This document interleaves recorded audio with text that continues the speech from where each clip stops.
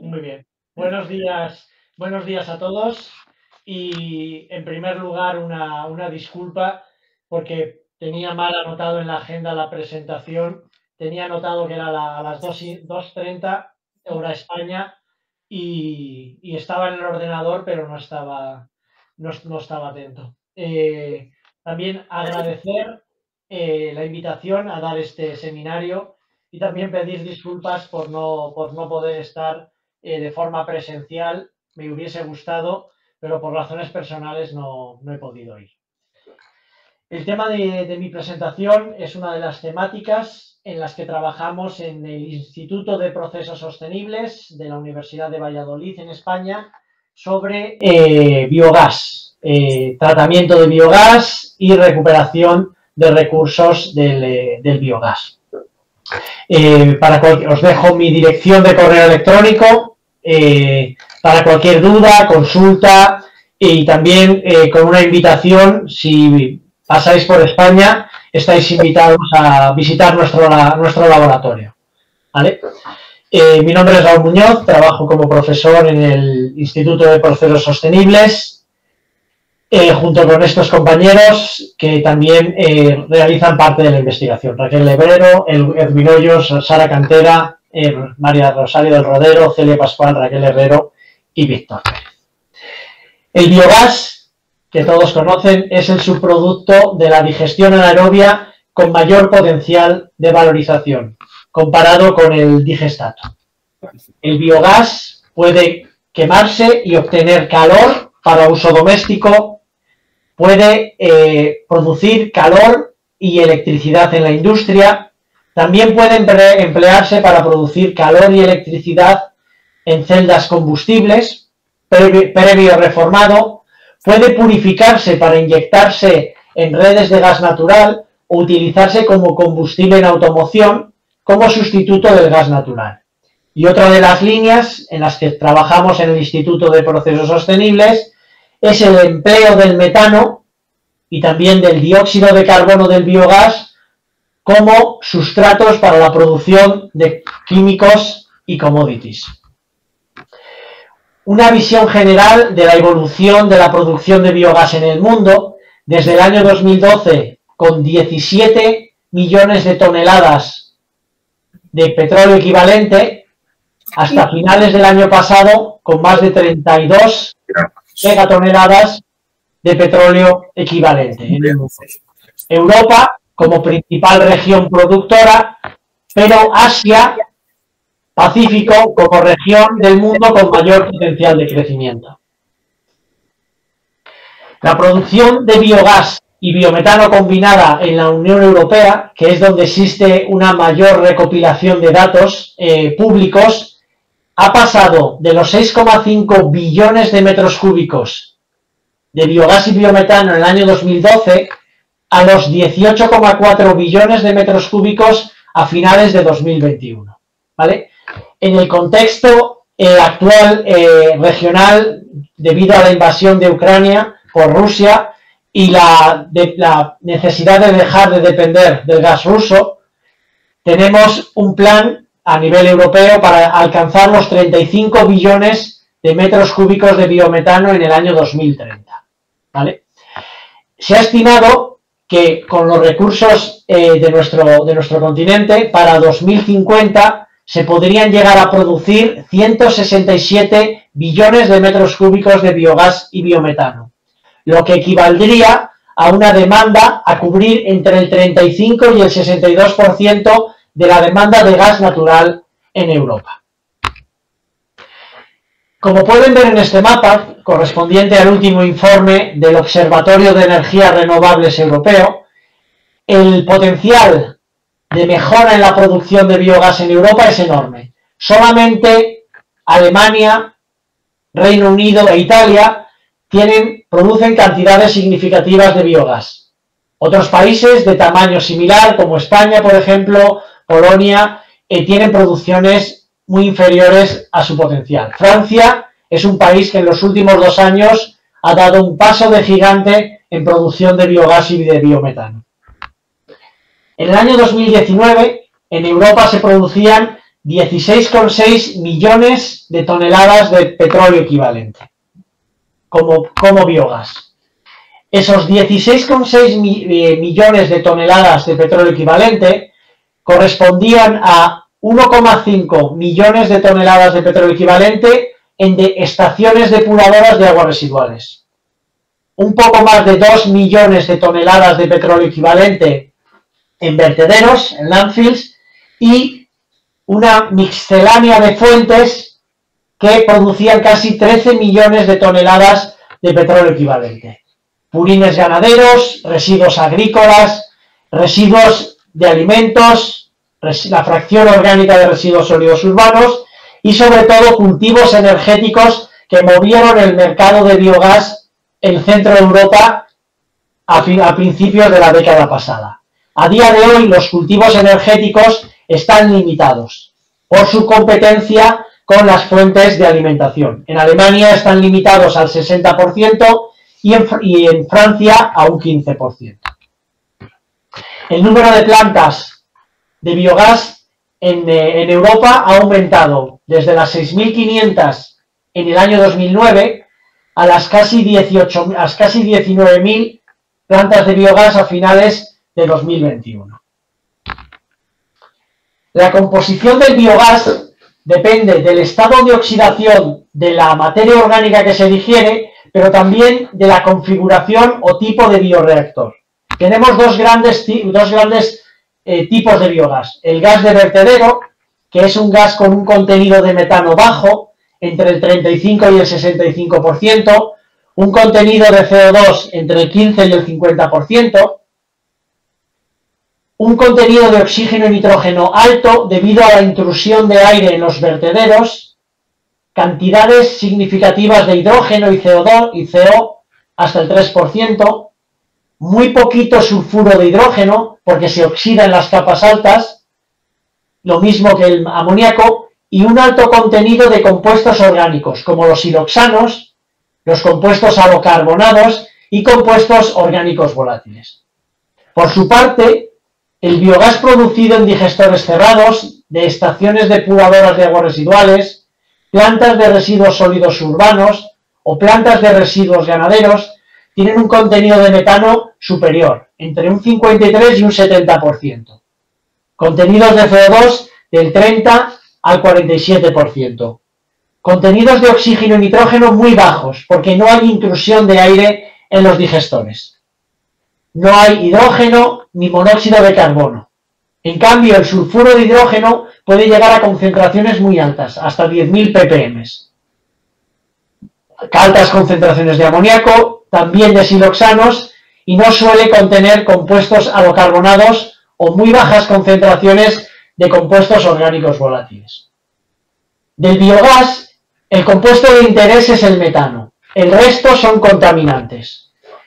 La presencia de CO2 y nitrógeno conlleva una disminución del poder calorífico o del índice de Bube, que son parámetros legislados en la mayoría de los estándares. Existe un riesgo de explosión por la presencia de oxígeno.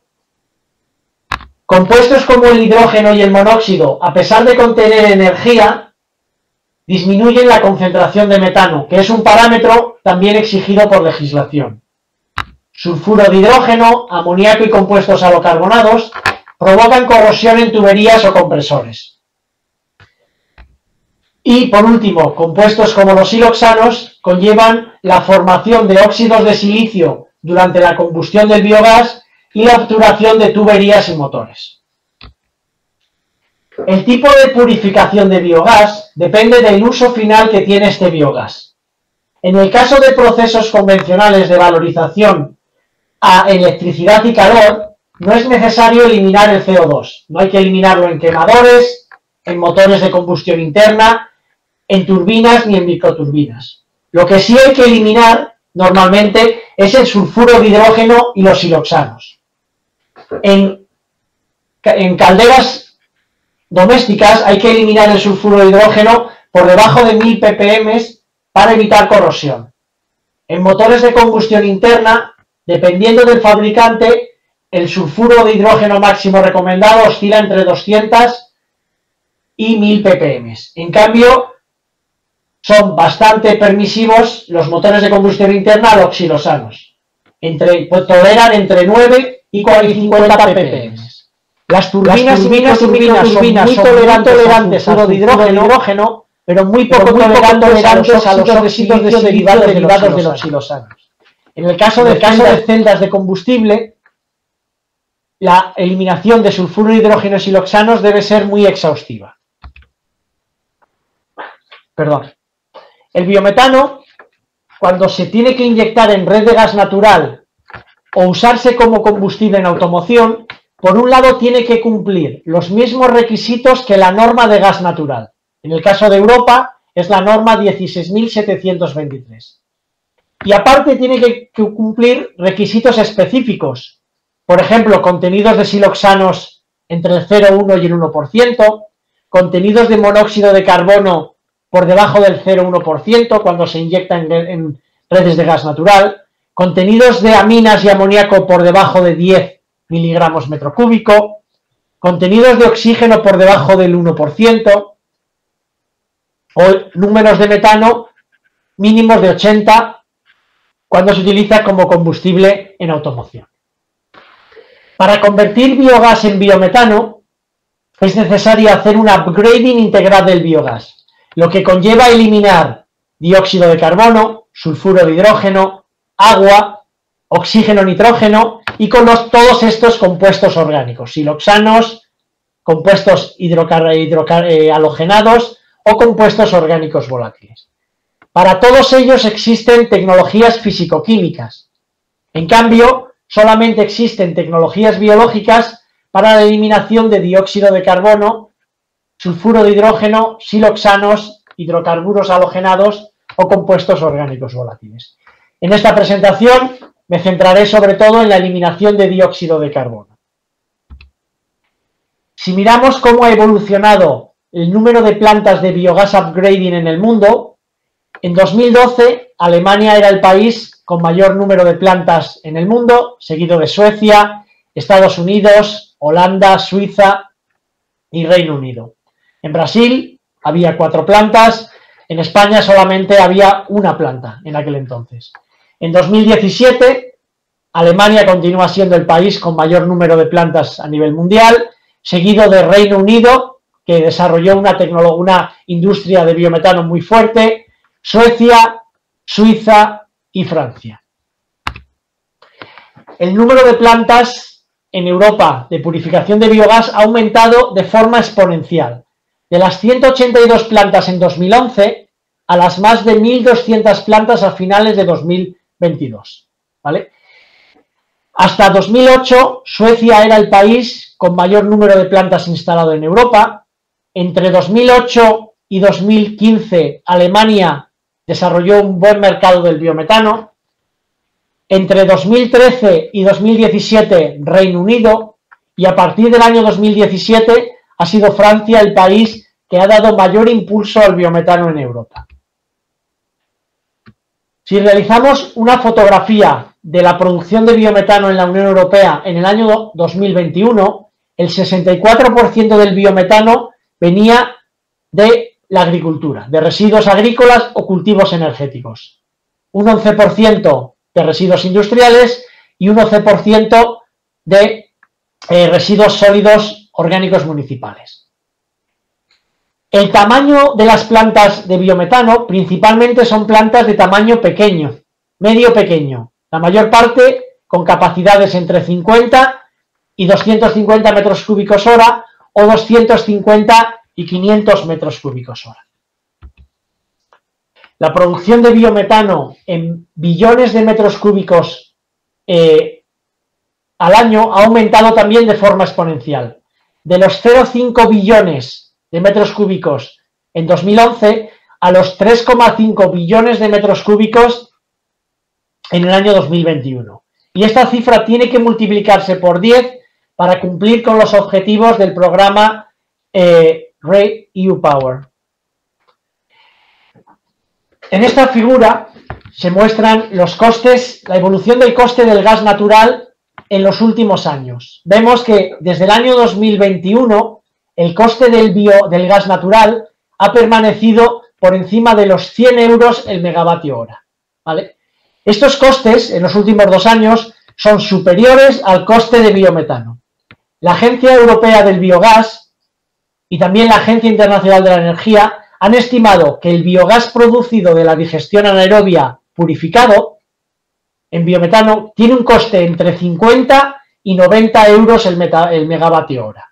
Estos valores son inferiores al coste del gas natural y son estimaciones muy similares a los de otros centros, como el centro del gas sueco, que lo sitúa entre 0,6 y 0,7 euros metro cúbico, o informes similares realizados en Holanda.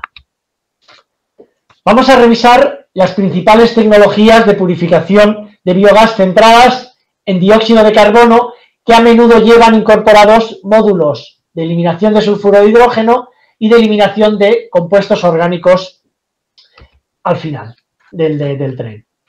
También una radiografía de la evolución de las tecnologías de upgrading. En el año 2012, el lavado con agua a presión era la tecnología que dominaba el mercado en los países de la Asociación Internacional de la Energía, seguido de lavadores químicos, sistemas PSA y sistemas de separación por membranas. 5 años más tarde, los sistemas de lavado con agua a presión eran la tecnología dominante, pero la tecnología de membranas pasó de una cuota de mercado del 10% al 25%. Si vemos el estado a finales del año 2021 de las tecnologías de purificación de biogás, en Europa casi el 50% eran tecnologías de membrana, seguidos de tecnologías de lavado con agua a presión, sistemas de lavado químico o sistemas de absorción PSA. Este 47% se debe sobre todo a la implementación masiva de tecnologías de separación de biogás en los últimos 10 años en Europa. Vamos a revisar brevemente las tecnologías convencionales para pasar después a tecnologías biológicas de eliminación de CO2. Sistemas de lavados con agua a presión. Están basados en un sistema de una columna de absorción operado entre 6 y 10 bares, seguida de 2 columnas de regeneración del agua por disminución de presión y por stripping con aire. Esta tecnología se basa en la mayor solubilidad del CO2 en agua en comparación con la del metano, 26 veces superior. Esta tecnología lo que requiere es una eliminación previa de sulfuro de hidrógeno por debajo de 2.500 ppm para evitar problemas de corrosión. Y es una tecnología muy eficiente. Podemos proporcionar concentraciones de metano superiores al 96%. Los sistemas basados en solventes orgánicos tienen una configuración muy similar. Un sistema de absorción seguido de un sistema de desorción en 2 etapas. Pero en este caso, la desorción se produce por regeneración a alta temperatura. Se basa en la utilización de solventes orgánicos en base de polietilenglicol, que son solventes con una mayor afinidad por el CO2 que el agua. Aproximadamente, la afinidad de los solventes orgánicos es 5 veces superior a la del agua.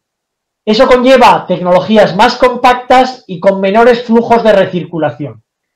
Los solventes orgánicos son higroscópicos. Eso requiere que el biogás sea pretratado para eliminar el agua y el sulfuro de hidrógeno. Y es una tecnología que proporciona valores de metano superiores al 96%. Los sistemas basados en lavado químico son más sencillos. Una columna de absorción operada entre 1 y 2 bares, seguido de una columna de desorción, donde la regeneración se produce por alta temperatura, a 120 o 150 grados.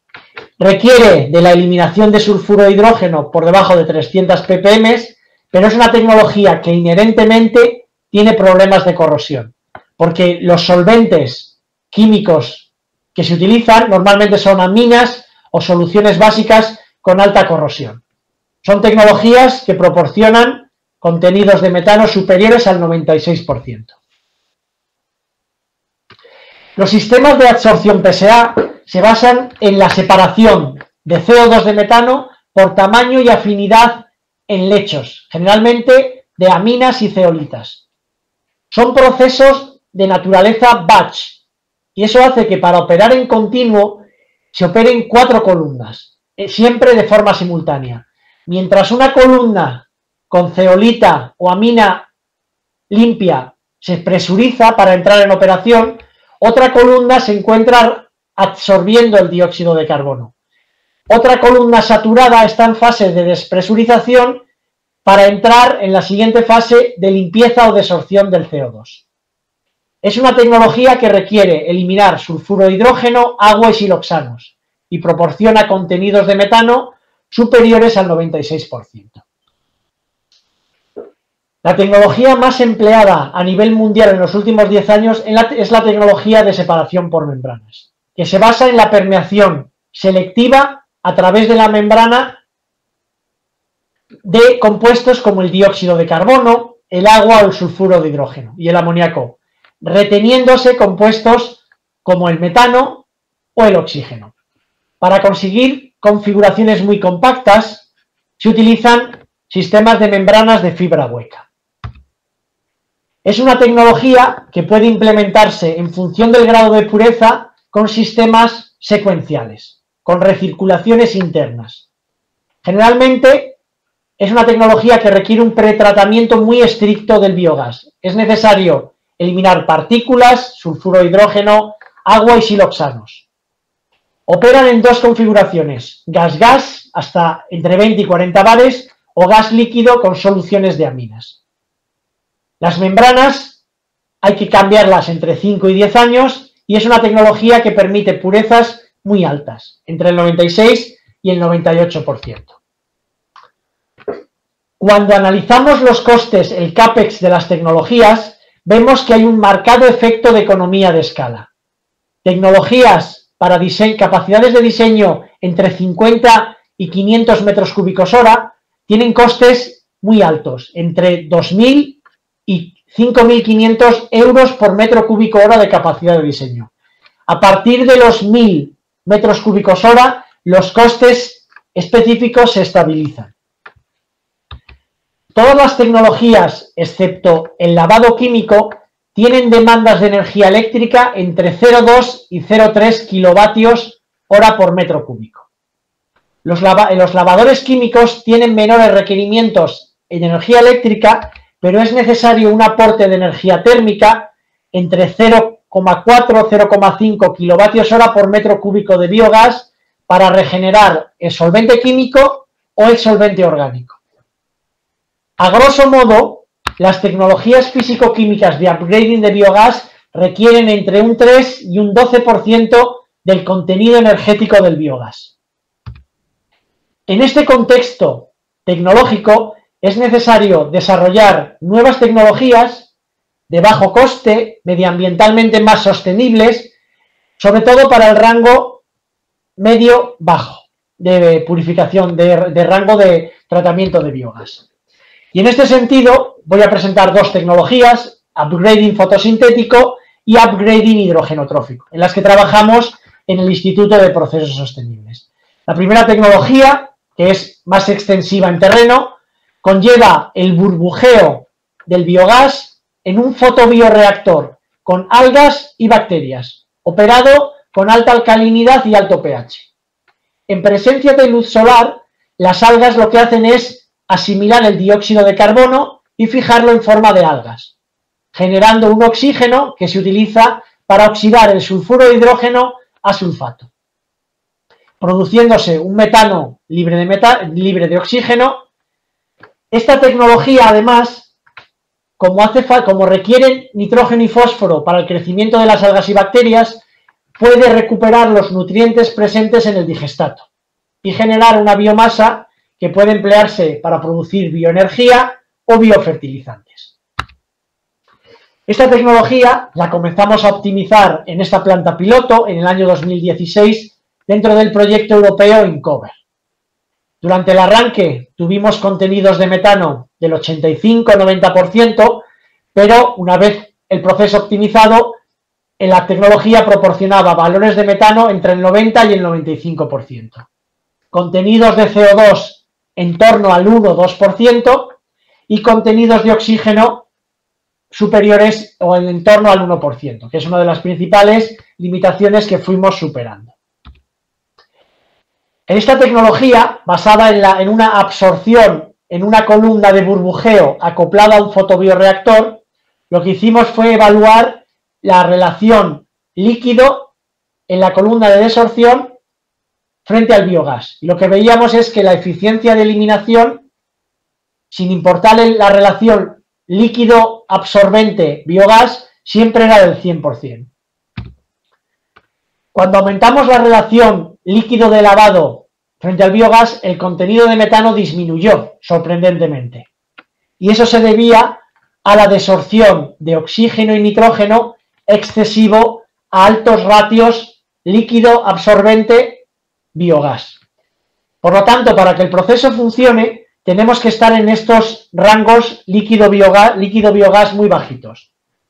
Optimizando entre 0,3 y 1, lo que vemos es que podemos obtener contenidos de metano hasta el 98%, con contenidos de nitrógeno y oxígeno que disminuyen, con una relación óptima LG de 0,5.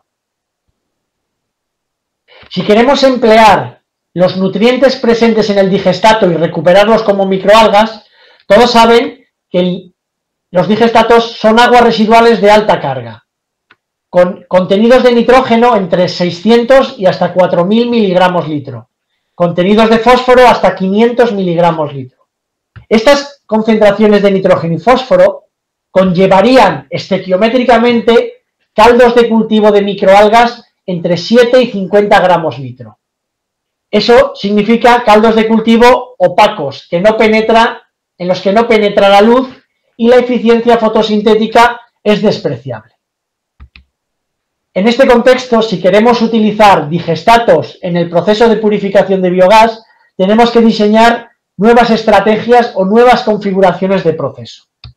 En la que estamos trabajando desde hace 4 años en la Universidad de Valladolid es en acoplar el fotobioreactor, donde ocurre la fijación del CO2 en forma de microalgas, a la columna de absorción, donde se burbujea el biogás, a través de una unidad de separación de biomasa. De forma que nosotros podemos controlar cuánta biomasa retiramos del sistema y controlar la velocidad de crecimiento de algas y bacterias utilizando la purga de biomasa, como si fuese un proceso de lodos activos. Lo que hicimos es evaluar a escala laboratorio cómo influía esa productividad de biogás, de productividad de biomasa algal, que nosotros controlamos purgando cada vez más biomasa, frente a la eliminación de nitrógeno o de fósforo. En azul representamos la eliminación de nitrógeno. Y lo que vemos es que, sin importar cuánta biomasa purgamos del fondo del sedimentador, siempre eliminamos entre un 90 y un 95% del nitrógeno. Y siempre eliminamos entre un 60 y un 80% de fósforo. Sin embargo, cuando consideramos cuánto nitrógeno recuperamos y cuánto fósforo en forma de biomasa algal, vemos que aumenta la recuperación linealmente con la cantidad de biomasa. En estas primeras etapas con baja productividad algal, la eliminación de nitrógeno es por stripping y aquí la eliminación de fósforo es por precipitación. Al controlar la velocidad de crecimiento de biomasa, controlamos la recuperación de nutrientes del digestato. Hemos estado probando también mejoras del proceso, añadiendo nanopartículas basadas en hierro y carbono, que lo que consiguen es aumentar la fotosíntesis, aumentar el pH del caldo de cultivo de forma natural y conseguir mayores absorciones de CO2. Y muy sorprendentemente, podemos aumentar la productividad algal hasta doblarla y recuperar el doble de nutrientes del digestato, utilizando pequeñas concentraciones de nanopartículas en el fotobioreactor. Es el ejemplo de cómo, utilizando concentraciones de nanopartículas de 140 o de 200, podemos bajar por debajo del 1% y tener concentraciones de metano por encima del 95%. Si analizamos la tecnología de purificación de biogás con microalgas frente a tecnologías físico-químicas, lo que vemos es un menor coste energético y un menor coste de operación de los procesos basados en microalgas. Esta tecnología la hemos escalado desde escala laboratorio a 180 litros, 32 metros cúbicos en el proyecto Incover, 270 metros cuadrados en el contexto de depuración de biogás urbano, y ahora estamos realizando un proyecto live hasta 1.500 metros cuadrados. Por su parte tenemos también el upgrading hidrogenotrófico, basado en microorganismos en arqueas que reducen el dióxido de carbono utilizando el hidrógeno como donador de electrones. En teoría podemos utilizar energía renovable para producir hidrógeno y fijar el CO2 del biogás. De esta manera podemos reducir una molécula de CO2 a metano con 4 moles de hidrógeno. Es una tecnología que podemos realizar tanto inyectando hidrógeno dentro del digestor, in situ, a presión atmosférica o alta presión, o ex situ, utilizando difusores en un reactor externo, difusores de membrana, o utilizando biofiltros percoladores. La tecnología basada en biofiltros percoladores con la biomasa adherida y recirculación de líquido es la tecnología más eficiente, que conlleva mayores velocidades de transferencia de hidrógeno y contenidos de metano por encima del 98%. Es la tecnología que está en fase de escalado en algunos países como Dinamarca. Y por último, para acabar, unas pinceladas de otras tecnologías alternativas para valorizar el metano del biogás. Podemos producir biopolímeros a partir del metano, compuestos cosméticos como la ectoína, proteína microbiana, exopolisacáridos o precursores de industria química. Algunos ejemplos en los que estamos trabajando en Valladolid es en el empleo del biogás producido de la digestión de residuos urbanos mediante organismos metanótrofos bajo limitación de nitrógeno, de forma que podemos acumular un 43% de PHB en bacterias. Si nosotros utilizamos parte del sustrato orgánico y producimos ácidos grasos volátiles y los introducimos al proceso, podemos aumentar el contenido de PHA hasta un 50%. Incluso con algunos ácidos como el valérico podemos modificar la composición del PHA. Si nosotros evaluamos cuál es la mejor alternativa en una planta de un tamaño 1000 metros cúbicos de biogás a la hora, utilizar el 100% del biogás para producir electricidad o calor, 100% de biogás para producir biopolímeros, o una opción combinada en la que parte del biogás se utiliza para producir electricidad y calor para el proceso de producción de bioplásticos, lo que vemos es que el valor añadido por metro cúbico de biogás para producir electricidad y calor es de 0,06 céntimos de euro por metro cúbico. Cuando producimos PHA, el valor añadido es de 0,09 euros por metro cúbico. Utilizando biogás para producir calor y electricidad y PHA, podemos disminuir los costes de producción de PHA a 4,4 euros el kilogramo, competitivos con los precios actuales de los biopolímeros. Por último, una tecnología en la que estamos trabajando en el proyecto europeo Deep Purple, hemos escalado el proceso de producción de ectoína, que es un compuesto osmoprotectante que sintetizan los microorganismos en su interior, un compuesto de muy alto valor en el mercado. De TRL5 a una planta piloto de 3 metros cúbicos, con muy buenos resultados, utilizando microorganismos autóctonos resistentes a altas salinidades. Y por último, para concluir la presentación, un resumen para llevar a casa. Actualmente, el mercado de purificación de biogás a biometano está dominado por tecnologías físico-químicas que conllevan altos costes de operación y altos impactos ambientales. La tecnología por excelencia en los últimos años es la separación por membranas para producir biometano. La economía de escala gobierna todavía los costes de producción de biometano.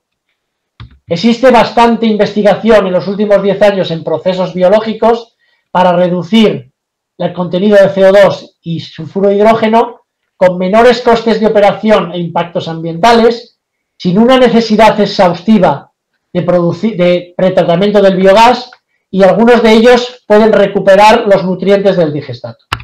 Y por último, el biogás, aparte de producir electricidad, calor y biometano, puede emplearse como sustrato para producir bioplásticos o cosméticos. Y con esto acabo la presentación. Muchas gracias.